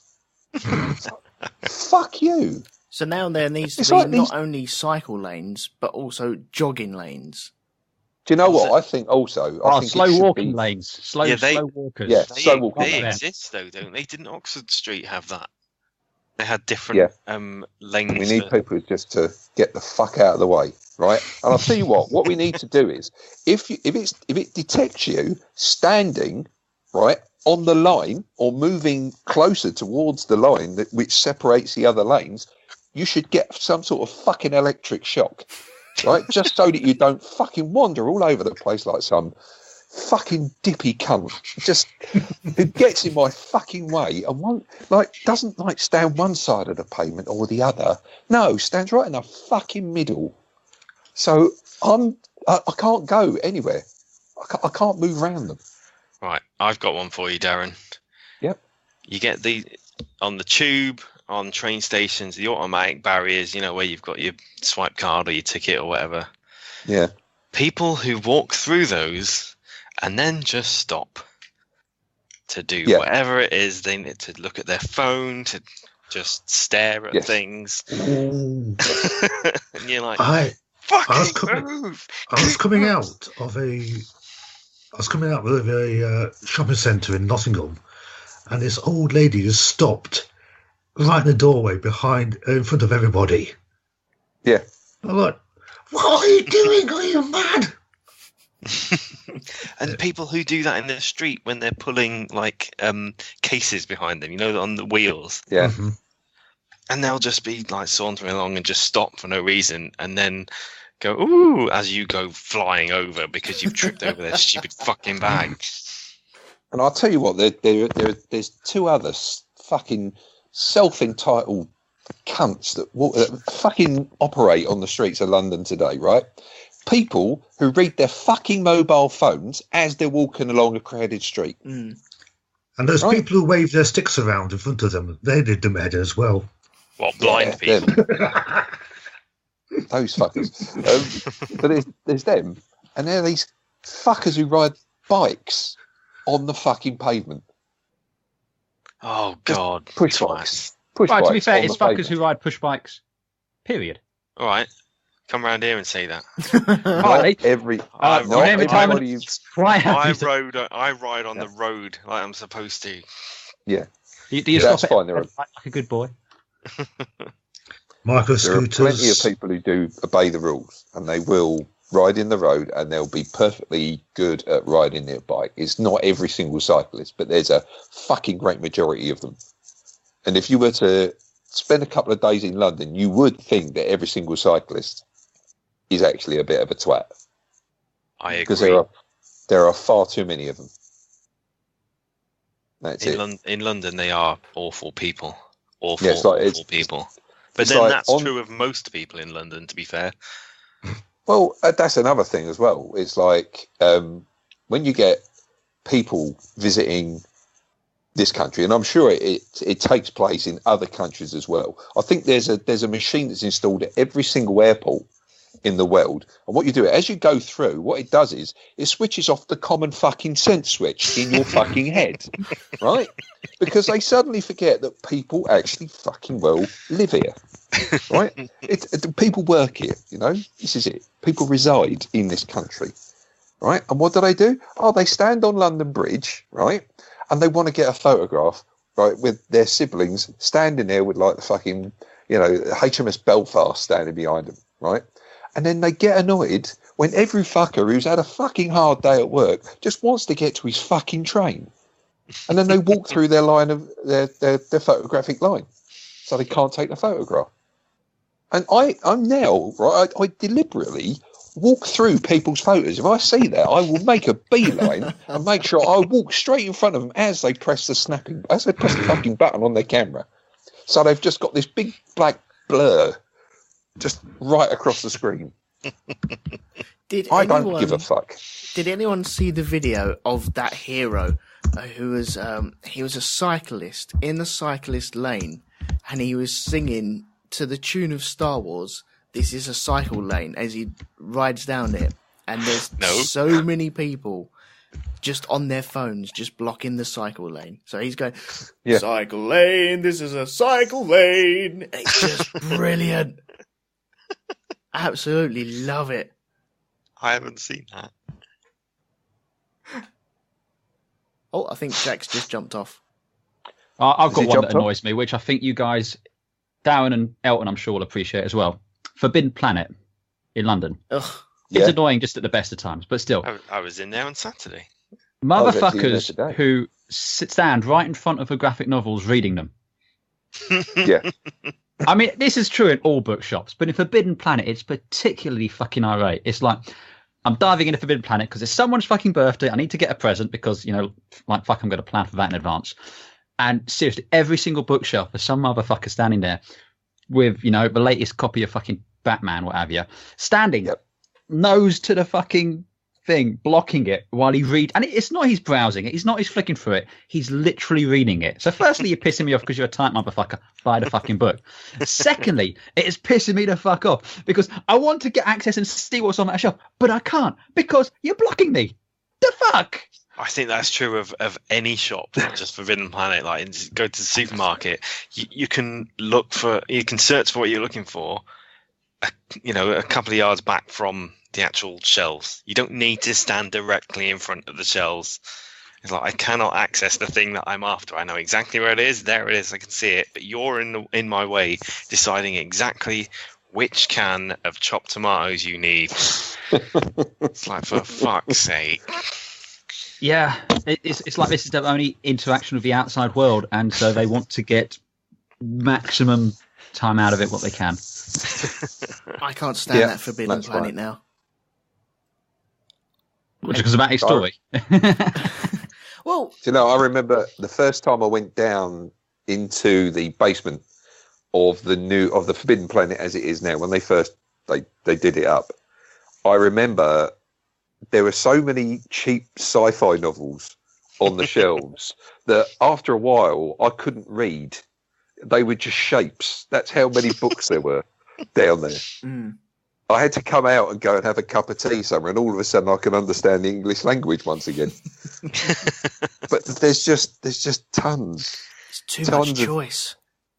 there's too much choice. There's just loads and loads and loads of stuff. I mean, all right, fine, it's science fiction. We all like science fiction, great stuff, But there's just so many novels that are actually the same as other ones, like the Midshipman series and the Half Shipman series and it's the Harold Shipman series. The Harold Shipman series. To be fair, it's a very different story to the Midshipman series. Just saying. Yeah, the Midshipman series is good if a little bit angsty. Yeah, the main character is always angsty. He's always got some fucking emo problem. But this is like another problem with creativity generally, is one series exists and does brilliantly, and then all of a sudden there's 17,000 different series of exactly the same thing. It's like Mark Kermode says on his film podcast about how every time you see one of these teen dystopian movies, he expects the cast of one of the other films to come past and say, like, how's it going in your world? Pass each other on the hill. Like Shaun of the Dead. Yes, exactly like that. The cast of Mockingjay come past speaking to one of the other ones. Sup? Yeah. Because there's just so many of the same fucking film. But yeah, there are. Whatever. Yeah. Yes, indeedy. In the chat room, Pieman said that he hates people who stops at the end of escalators and they just stand still. Oh, God. He also said he hates bloody pavement cyclists. Yep. Oh, there was another one. Oh, Steve Bob has put the YouTube video of the Bike Lane Star Wars video in there. So you can all check that out later. You need to put that on the Facebook group at some point as well. Yeah, I'll tell you what, I'll try and grab that later on then. Don't you also hate people who push past you to get somewhere? They look like they're in a hurry, and then they get there and they just slow down and just like look in shop windows afterwards. And it's like, you fucking cunt. Just run onto this. Just hold your fist out. Run onto that Baldrick. Just fucking full pelt. Go on, just do it. Right, as a cyclist, I get fucked off with people who, in their massive cars, who will go right next to me to push past, squeeze in this tiny space and almost hit me to get an extra couple of meters forward before they hit the red light. It's just fucking wait. Just go. You got to stop anyway. Scumbags. You know what? Me and Lee had that last night, actually. When Lee was bringing me back from his place after doing Black Dog, we were driving into Grove Park, and all of a sudden we got cut up by this bloke in this black sports car. And he shot past us, and he only went about, 30 yards down the road, and he got caught by a red light. So we were standing behind him. We pulled right up close behind his house and just sat there. And it's like, yeah, this is awkward, isn't it, mate? These two blokes you just cut up and now sat right on your fucking bumper. Man, other people. You mollusk. Anyway, gents, I'm going to run away back to the chat room because I have a proton pack to build. So I will catch you all laters. No worries, Indeed. mate. Laters, taters. Yeah, so unreliable hosts who just disappear off for no reason to go and do some other nonsense. Yeah, like building proton packs. What the fuck's that all about? Yeah. I hate it. I really do. So do I. Fucking liberty takers. Well, is there anything else you'd like to add to this one? Because I know the time is getting on. I have to get up double early tomorrow morning as well. And I'm sure no problem. We could have a part 3 at some point. I only had one thing, but it's going to take me more than 10 minutes. So I think I'm going to save it for part 3. You want to save it for part 3, yeah? Yeah. Okay. Save it for part 3. Have I got any other internet last dating, ones? basically? Yeah, we'll gloss over that. Yeah. that is going to be my rant. Well, that's it. You start the next one with the internet dating. Make a note of this, Elton. Fucking hell. Okay, I will write it down now. Internet dating, is it? People are idiots. Internet Dating. Is grinding not working out for you? Women don't want nice guys. They all say, I want a really nice guy. But no, they don't. They want dickheads. No, they don't. No, they do want dickheads. They're all like that. Let's lay a blanket accusation across all of female kind. Go on. No. It's what men have been doing since time immemorial anyway, so why not just carry on? No. This is not all female kind. This is just the female kind on the dating websites that I've been onto. So you're saying that they're all the same? Is that what you're saying? No. Yeah. So just be careful what you say now. We'll get onto this in part 3. Okay. You've met some strangers then, you know, some real wrong-uns. I haven't met anyone. That's the fucking problem. Oh right. So I don't know where you're. I have no idea what you're trying to say then. Well, we'll leave it for part 3. I tell you what. In part 3, can we fill out your profile for you? Oh, can we make one? Can we, please, Lee? Cool. Yeah. Okay. Let's get creative. Yeah. Okay, we'll do that. We could sort of like, you know, gear it up like a Lord of the Rings. And do you know what? If we did that, I can guarantee it would work better than the one that I've got now. It would be. It'd be like 300 years ago, before men ruled the world, there was a stone. It had magical abilities, and they found it at the bottom of a well.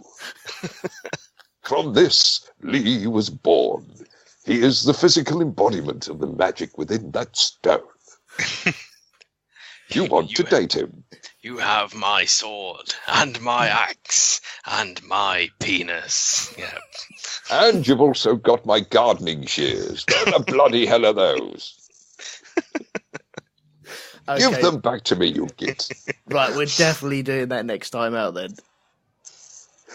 Well, we're going to make a Lord of the Rings style dating profile. Yeah. You'll have to give us access to it as well, so we can type in it. Okay. Let's do that. We'll sort that out next time.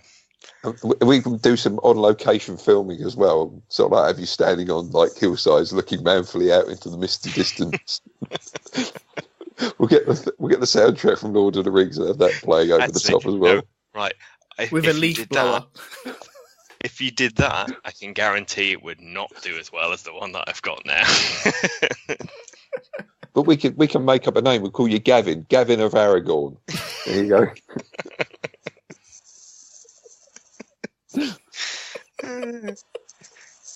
Okay, right. We'll save that for next time then. Okay. I look forward to that. Yeah. Good. Okay, so thank you to everyone who has joined us in the chat room. It's been so busy. It's crazy, and I'm just blown away by so many people being in there and joining in with the chat.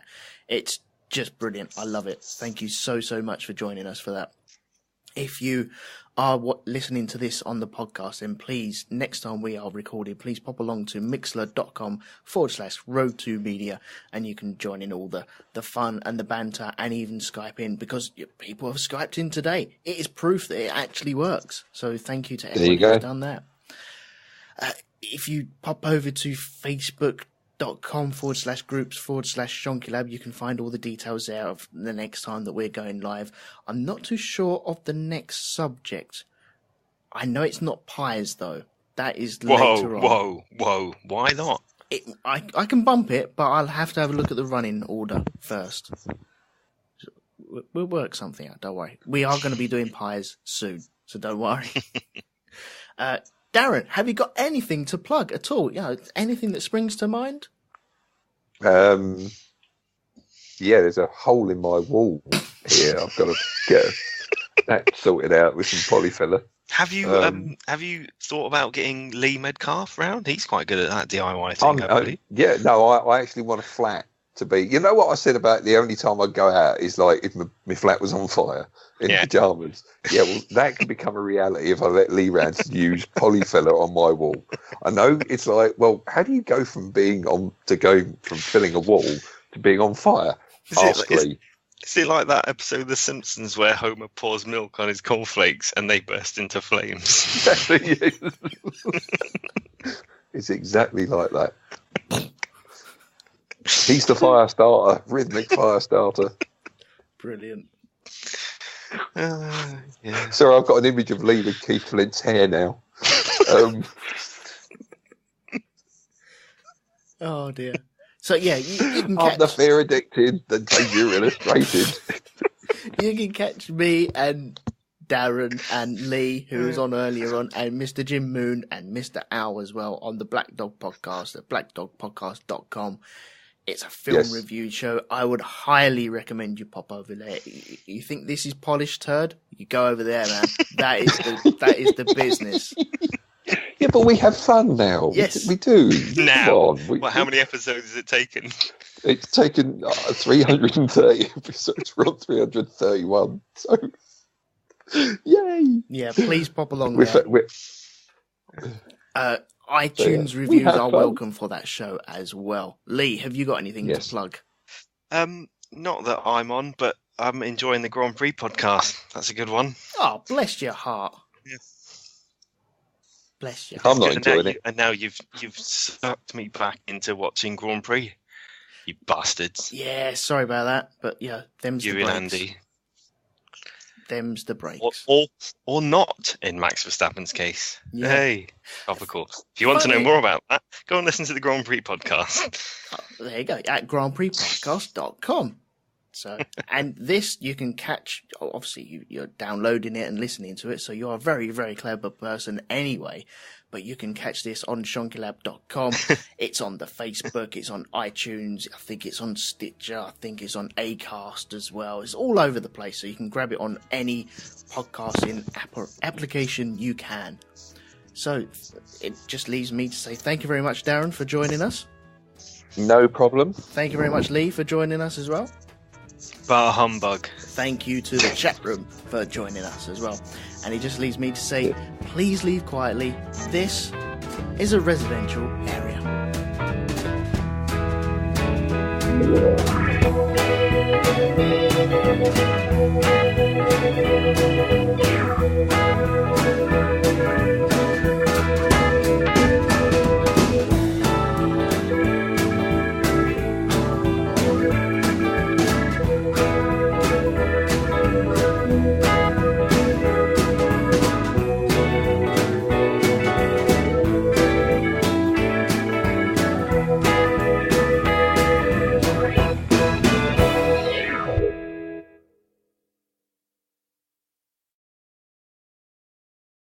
Lee now, so I will do that in a second. Give me 1 second, mate.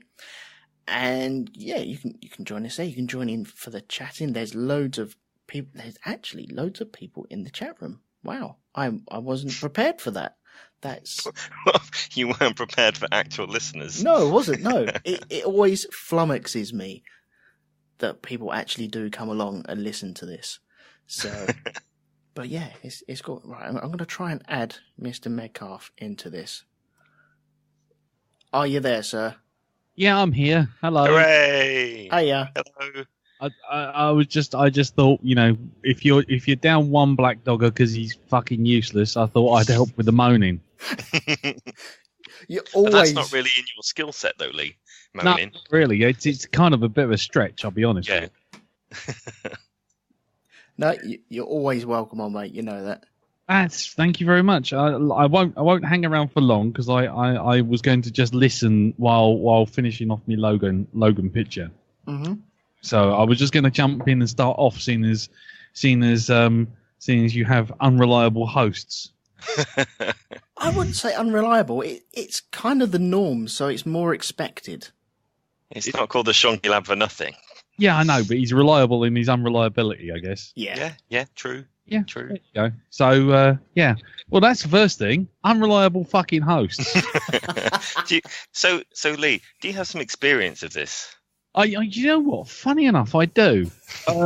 It's really odd. You kind of set up some times, and you kind of check in advance, and you send emails out, and you get on a little Facebook hidden messagey thing so you can check that all you guys are ready, everyone's ready, and then about 5 minutes to go, you get a little message going through going, so what time do you want me round then? I just, I just thought I'd throw that out there for a moan. I mean, is it Is there any what is their cue to know that Britain has been destroyed and they are to launch all their missiles at people? Fact. Really? That's true. Yep. They have like secret orders of what to do if Britain is destroyed, and one of the things that they look for to see if that's happened is whether they can pick up Radio 4 Today program. I think it is. Oh, brilliant. Oh, we're getting messages in the chat room already. Andy's saying, do we need him to come on to explain the British nuclear deterrent? Yeah, we might actually, yes. Okay, what needs explaining? We have lots of massive missiles that flatten things. That's it. And he says, no, they opened the safe. I am peeking a little bit. Why? Sorry. Why am I saying sorry? Right, that's one thing that pisses me off as well. What, people saying sorry? Yeah. You're in the wrong country for that. I'm starting the show now. Hello, everyone. Okay. Welcome to Shonky Lab. We are Darren-less at the moment. He was supposed to be here at 9 o'clock. He's always late. It's fine. It's a characteristic. It's endearing of him as well. We love him for it. So hopefully he'll be joining us later on. I'll probably get a text message saying, oh, I've just got in, or I'm on the train, or I'm on the bus now. It's all right. We still love him for what he is. So, yeah. I'm Elton. This is Lee. I nearly said Hello. Andy. I'm so used to saying Andy, but no, Andy's in the chat room. It's pretty much the same thing. Yeah, interchangeable. Lego blocks. Exactly. You're the blue one. He's the red one. It's pretty much the same. Yeah, pretty much. Yeah. We are here to talk about. Well, we're here to moan again. It's been over a year since we did our last episode of Old Men Shout at Clouds. Really? Can you believe that? We said 6 months in between. We did. Does that mean that things have gone really well in that year? My phone, but I was going to try and connect via internet. Yeah, you'll have to come through Skype to talk to everyone. But yeah, Right, okay. you're on the mic at the moment. Give me about 3 quarters of a year to work out what my Skype password is. I've only got my phone to do this with, so it may sound a bit rubbish. Yeah, no worries, man. Just send me a message when you're ready. Will do. All right, speak soon. Ta-da. Cheers, bye. There we go. Where do you find these people? I mean, seriously. I honestly don't know.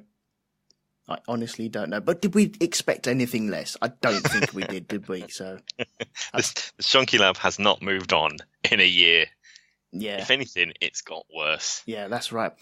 For anyone downloading this rubbish, you can. This is one of the better episodes. Yeah, this is one of the best ones. Yeah, put your cassette tape in and record this one for posterity. Put the paper in the holes if you have to. You know. Yes. If you've taken the bit of plastic out so that you can't record. I always put sellotape over it. People used to put blue tack in them. You know, you're obviously a higher class than me. Yes. With your sellotape. Ooh, Scotch tape sellotape. Yes, Mr. Lee Metcalf, you can phone in. That'll be absolutely awesome if you want to. See, it is turning into the All Lees podcast. It is yeah, we were going to have an All Lees, only Lees can phone in. But anyway. But that's what everyone turns into that I'm on. That is Lee's correct. always on now. Right, let me do this little thing first. People listening to the podcast, you can normally catch us live on mixler.com/Rogue2 Media. Hang on, it's all. Is it Mixler.com? Yeah, it is Mixler.com/Rogue2 Media. You can join us in the chat room there. You can also Skype in on the Skype, which is Elton McManus. I think I have to phone.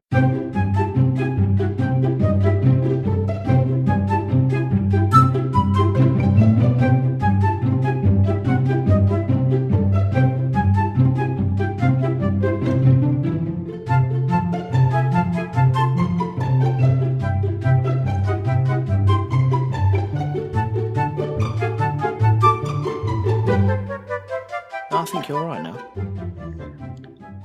Is You're this coming listening through to all right, chat room, Man by the Plays way? with Levels. Yes, look at me riding the levels like a proper DJ and shit.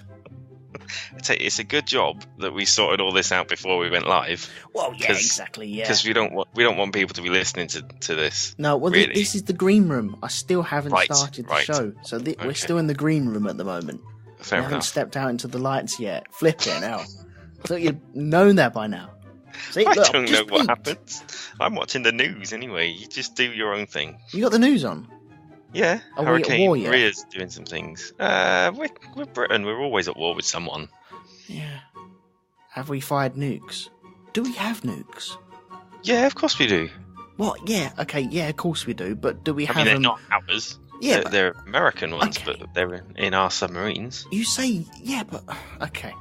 You say yeah. We have nukes. Are they laying on someone's table somewhere in Bedford? They are in a Trident submarine, which is somewhere in the ocean currently. We always have one submarine at any one time sailing the ocean. But how many nukes have they on board? Some. Yes. More than enough is probably the answer. And if they cannot pick up radio 4 What, the submarine? If the radio... after a certain amount of time, then yeah, if the submarine cannot pick up radio 4, then after a certain amount of time, then that. Well, I've been feeling better during that year. Well, we're still here, so that's good. We are still here, yeah. We haven't been blown up. No, well, we're waiting for Radio 4 to turn off, apparently. Yes, that is the cue. If you can't pick up radio 4, you're dead. Oh, Jesus. I need to see that on Google somewhere, that on Wikipedia, or actually written down. It's absolutely true. Okay. I'll take your word for that. I think you're fibbing to me a wee bit anyway. But yeah, we're here to moan, but at the moment we're talking about nuclear missiles, and we were talking about catchphrases as well, weren't we? How the Shonky Lab has influenced loads of other podcasts with its awesome catchphrases. I wouldn't say influenced. What's the word? Infiltrated? Yeah, that would be a better word for it. Yeah. I still want a t-shirt with "To Google" written on it. With the Shonky Lab shared logo on. Yeah, I may have to do that at some point. It's not a bad one. Yeah. What was the other one? Screw them losers. Screw. Is it screw them losers? Yeah, Or screw them you losers. Yeah. Okay, that's right. Was there another one? I don't know. It probably is just me going somewhere. Yeah, that works. Yeah, because that pisses me off as well. What, people going No, me going all the time. Do you do it? There we go. See, just did it then. Flipping hell. You mean you didn't do that on purpose? Yeah, look, I told you. Look, he's phoning my phone. Right, hang on. Was it Darren? Yeah, shall I put him on the loudspeaker? What a dick. Hang on. I'll put him on the speaker. Hello, Darren. Hi there, mate. How you doing? I'm all right. We're live at the moment. You're on the radio. Or radio. Am I actually coming through at the moment? Because I'm not